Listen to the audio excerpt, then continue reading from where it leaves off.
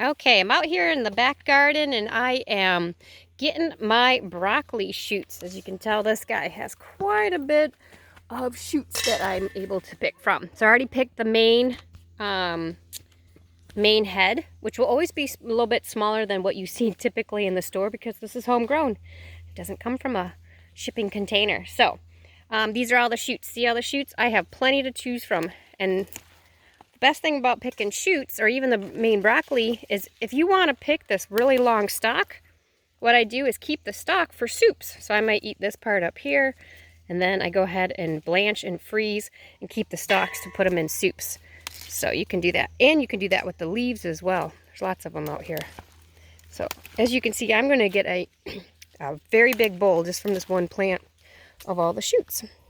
So it'll keep continually giving you beautiful, perfect sizes of broccolis. So make sure to save them.